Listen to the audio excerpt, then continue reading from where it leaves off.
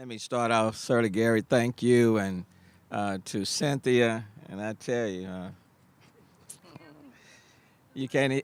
Yeah, it's not working. And let me talk a little bit louder. But I would tell you that my allergies got me today. So um, to Cynthia, to Melvin, head of Hope, AFSCME, the Congresswoman. It's always good to be in her presence. Judson Harry, the Director of Solid Waste and Chief Operating Officer for the city. And let me say, it seems as though 1968, well, was not too long ago. When you think about it, it's been 50 years. Um, and in many ways, it's unfortunate. Some of the same things that were being fought for back then, people are still fighting for right now. So we hear a whole lot about different people doing Black History Month. Of course, this is February 1st. But there are names that were that we should remember, Yes. that contributed a great deal and started their own sort of movements. And people like Echo Cole and Robert Franklin Walker are two names that we should always remember. Uh, because what happened in Memphis and Congresswoman Sheila Jackson Lee and others have laid it out, the conditions on which they were operating, the lives that were unnecessarily lost, and then they triggered their lives and their deaths triggered a movement, and you had thousands of sanitation workers that stopped working, and then every day at noontime, thousands would show up, demanding the city of Memphis to respond to their needs, and they didn't just stop, you know. Started, in February and then March, and they called for a preacher from Atlanta, Dr. Martin Luther King, to come and aid their call. He showed up several times, but on April 3rd of 1968, about 10,000 people were at that hall. And then, of course, on April the 4th, he was shot.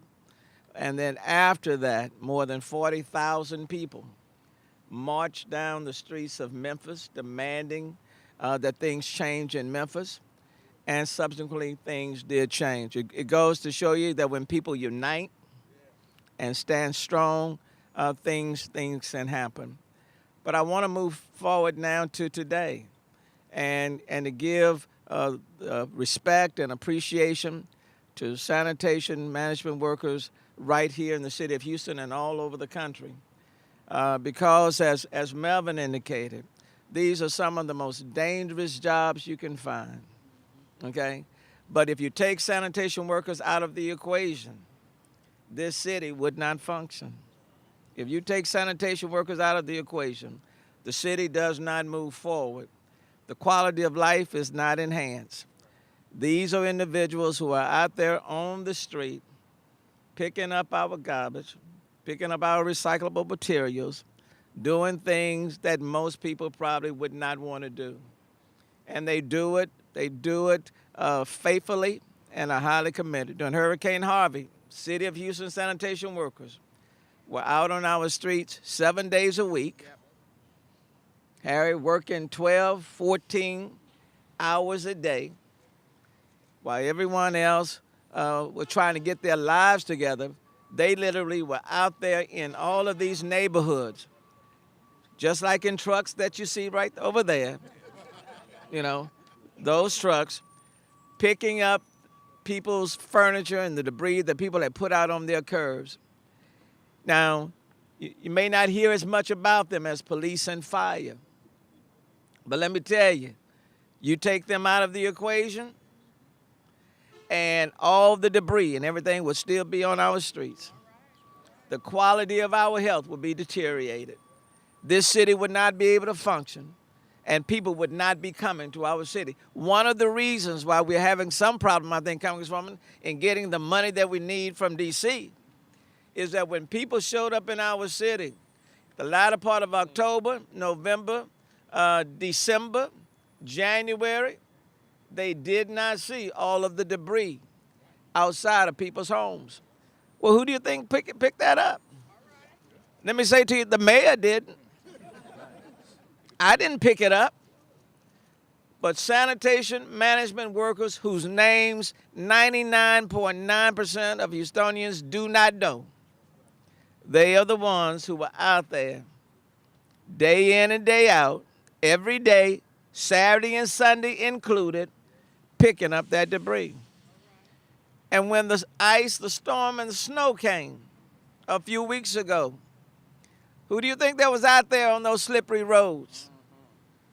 Picking up that trash in those trucks. It was sanitation workers that were out there. Okay? So this is an important day. It's an important day for us to remember Cole and Walker.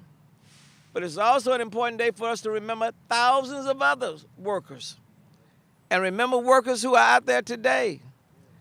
And to recognize the fact that it takes all of us working together to make sure that we move forward. And so I have the privilege as Mayor of the City of Houston because, Melvin, I will tell you, I am standing as the Mayor of the City of Houston. I am standing on on the shoulders of working men and working women. Now, when Pastor Lawson spoke in Memphis, he said, I am a man.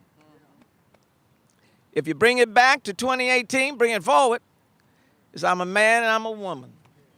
Because we all stand together and we are all deserving of respect and mutual appreciation, okay?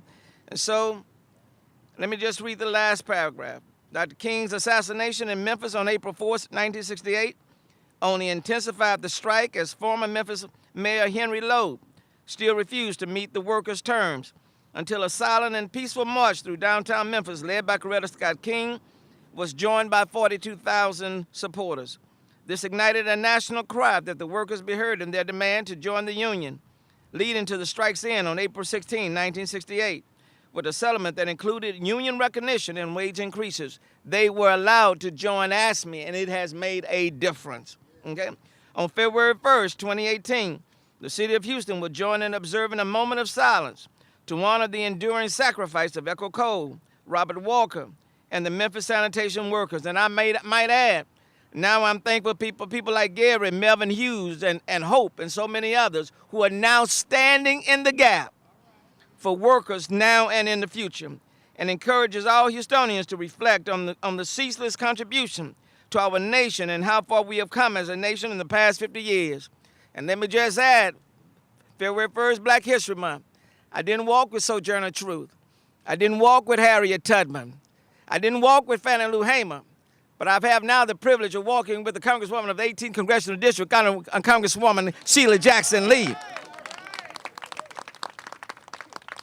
And therefore I, Sylvester Turner, Mayor of the City of Houston, who proudly stand on the shoulders of Echo Cole and Robert Walker, hereby proclaim February 1st, 2018 as I Am Memphis Day in the City of Houston. All right.